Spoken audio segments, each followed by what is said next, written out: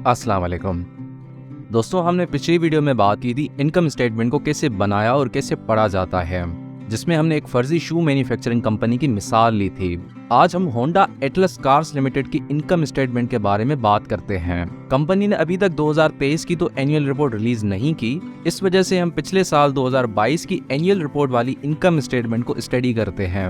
Income statement, जिसको profit and loss statement के नाम से भी जाना जाता है, इस स्टेटमेंट में दो सेक्शंस होते हैं।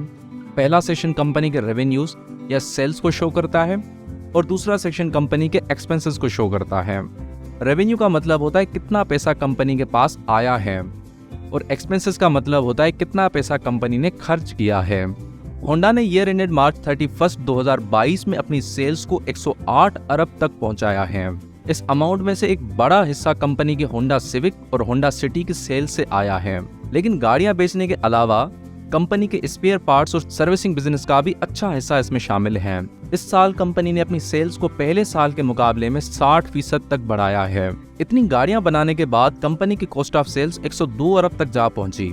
ये अमाउंट मोस्टली रॉ मटेरियल और लेबर कॉस्ट को रिप्रेजेंट करती है।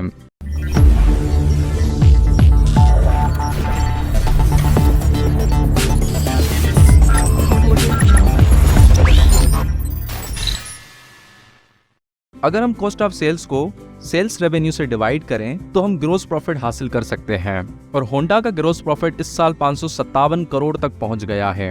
कंपनी की distribution and marketing cost 113 crore रही। इस अमाउंट में एक बड़ा हिस्सा एडवर्टाइजिंग और प्रमोशनल एक्टिविटीज में खर्च किया गया है। इससे जाहिर होता है कि कंपनी के पास पाकिस्तान भर में डीलर्स का बहुत बड़ा नेटवर्क मौजूद है। इस साल होंडा की एडमिनिस्ट्रेटिव एक्सपेंसेस 106 करोड़ तक रही, जो कि मोस्टली सैलरीज, रेंट और यूटिलिटीज से रिलेटेड हैं। इस साल कंपनी ने अदर इनकम 200 करोड़ तक कमाई है, जिसमें एक बड़ा हिस्सा इन्वेस्टमेंट पोर्टफोलियो से आया है। कंपनी के मेन ऑपरेशन के अलावा और जो भी रेवेन्यू आएगा वो अदर इनकम में समझा जाएगा। जैसे कंपनी का मेन काम गाड़ियां बनाने और बेचने का है, तो इसके अलावा और जो भी रेवेन्यू आएगा वो अदर इनकम में इंक्लूड किया जाएगा, जैसे बैंक में डिपॉजिट किया हुआ अमाउंट के ऊपर इंटरेस्ट। इसके अलावा कंपनी ने स्टॉक मार्केट के जरिए अगर कहीं और कंपनीज में इन्वेस्ट किया है तो वो भी अमाउंट अदर इनकम में शो किया जाएगा। सिमिलरली, अगर कंपनी ने एफडी खोली हुई है या बॉन्ड्स में इन्वेस्ट किया हुआ है तो उससे मिले हुए रेवेन्यूज भी अदर इनकम में आएंगे।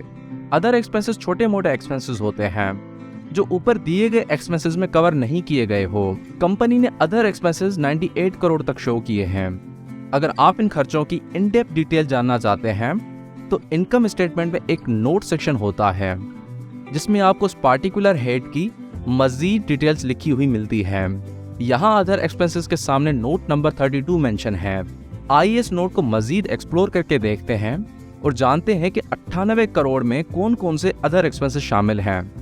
नोट नंबर 32 में कंपनी ने मेंशन किया है कि इन खर्चों में workers welfare fund, workers profit participation fund, exchange loss, freight loss और डेरिवेटिव फाइनेंशियल इंस्ट्रूमेंट पर हुए नुकसान शामिल हैं। वर्कर्स वेलफेयर फंड कंपनी द्वारा बनाया जाता है ताकि उनके एम्प्लॉयज के लिए वेरियस वेलफेयर स्कीम और फैसिलिटीज प्रोवाइड की जा सके। वर्कर्स प्रॉफिट पार्टिसिपेशन फंड में कंपनी अपने एम्प्लॉय से अर्न की गई प्रॉफिट का कुछ हिस्सा एम्प्लॉयज को डिस्ट्रीब्यूट करता है। एक्सचेंज लॉसेज, यानी जब कोई कंपनी फॉरेन करेंसी के ट्रांजैक्शन करती है और उस वक्त एक्सचेंज रेट अनफेवरेबल होते हैं तो उस लॉस को एक्सचेंज लॉस कहते हैं।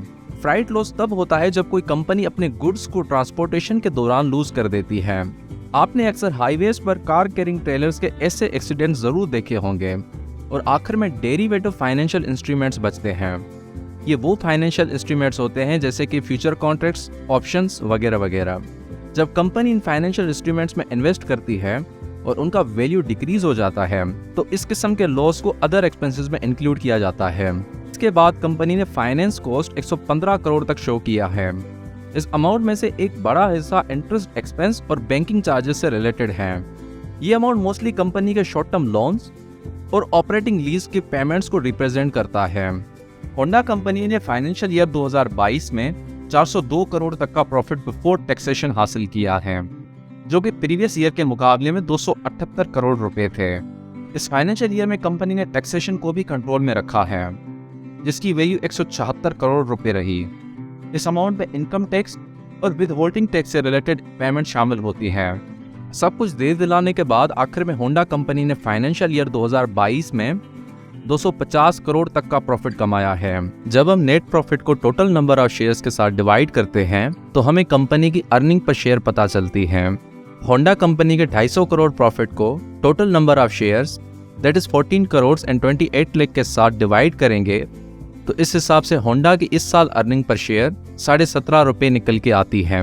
यानी होंडा ने एक शेयर के बदले में 17.5 रुपये की कमाई की है। कंपनी के टोटल कितने शेयर्स हैं ये आपको पाकिस्तान स्टॉक एक्सचेंज की ऑफिशियल वेबसाइट से आराम से पता चल जाएगा। अर्निंग पर शेयर के ऊपर हमने अलग से वीडियो बनाई हुई है जिसकी लिंक नीचे डिस्क्रिप्शन और वीडियो के आखिर में आपको मिल जाएगी।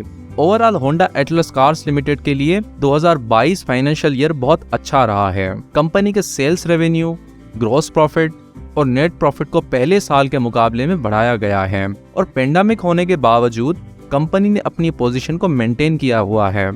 तो ये था आज का वीडियो हमारा इनकम स्टेटमेंट के बारे में। मिलते हैं अगली वीडियो में जिसमें हम कैश फ्लो स्टेटमेंट के बारे में बात करेंगे।